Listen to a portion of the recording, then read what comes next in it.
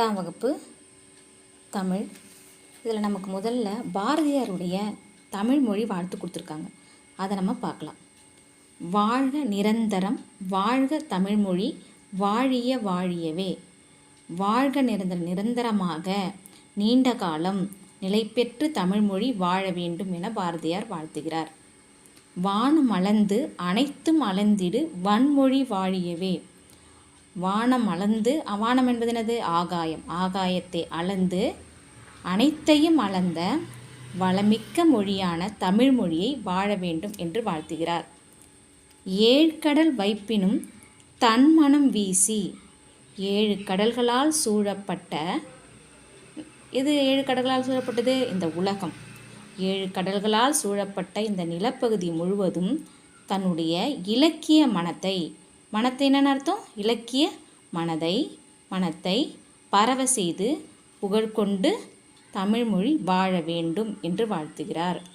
எங்கள் தமிழ்மொழி என்றென்றும் வாழியவே. எங்களுடைய தமிழ்மொழி என்ன பண்ணுமா? நீண்ட காலம் நிலை பெற்று இந்த உலகில் வாழ வேண்டும். உலகம் உள்ள வரையிலும் தமிழ்மொழி வாழ வேண்டும். சூழ்களி நீங்க தமிழ்மொழி ஓங்க துலங்குக வையகமே. சூழ்களி என்பதன் பொருள் என்ன? சூழ்ந்துள்ள அறியாமை இருள். சூழ்களி என்பதன் பொருள் சூழ்ந்துள்ள, எதை சூழ்ந்துள்ள? இந்த தமிழ்நாட்டை சூழ்ந்துள்ள அறியாமை இருள் நீங்க தமிழ்மொழி ஓங்கி துலங்க வேண்டும், நீண்ட காலம் வாழ வேண்டும். தொல்லை வினைத்தரும் தொல்லை அகன்று சுடர்க தமிழ்நாடே. தொல்லை வினை தரும். எது நமக்கு தொல்லை? பழைய கால பழக்க வழக்கங்கள், சம்பிரதாயங்கள்லாம் இருக்குது இல்லையா?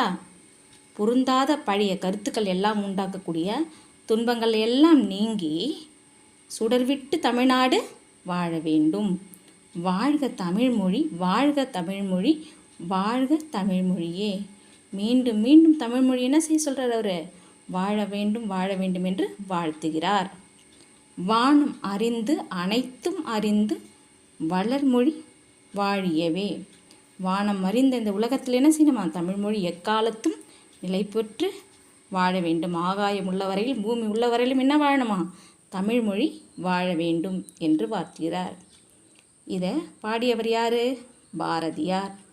தமிழ்மொழி வாழ்த்து பாடியவர் பாரதியார். சரி, யார் இந்த பாரதியார் அப்படின்னு பார்த்தோம்னா, பாரதியார் ஒரு கவிஞர், எழுத்தாளர், இதழாசிரியர், சமூக சீர்திருத்தத்தின் மேலே அக்கறை கொண்டவர். இவர் உண்மையான பேர் என்னது? சுப்பிரமணிய பாரதியார். இந்தியா விஜயா போன்ற இதழ்களின் விடுதலை போருக்கு வித்திட்டவர். சந்திரிகையின் கதை, தராசு போன்ற உரைநடை நூல்களை இவர் எழுதியுள்ளார்.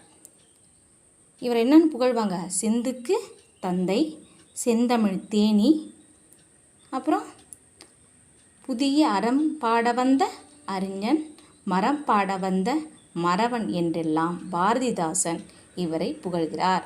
இந்த புகழ் வார்த்தை யார் பாடுறது? பாரதிதாசன்.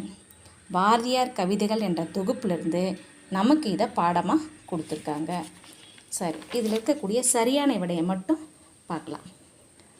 சரியான விடை, மக்கள் வாழும் நிலப்பகுதியை குறிக்கும் சொல்.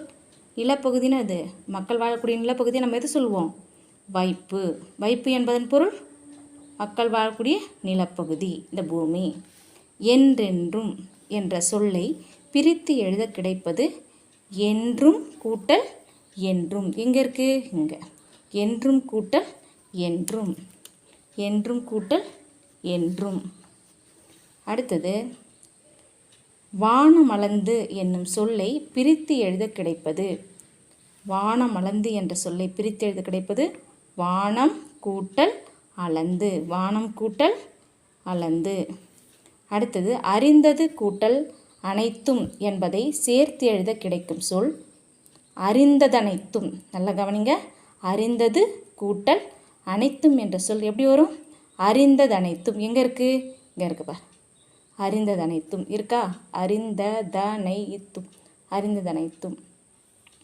வானம் கூட்டல் அறிந்த என்பதனை சேர்த்து எழுத கிடைக்கும் சொல் வானம் கூட்டல் அறிந்த, அந்த இம் ஆவோட சேர்ந்து மா, வானம் அறிந்த அப்படின்ற சொல் கிடைக்கும். சரி, தொடர்ந்து நம்மளுடைய வீடியோ பார்த்திங்கன்னா அடுத்தடுத்து 8வது 9வது 10வது போன்ற பாடங்களை நம்ம பார்க்கலாம்.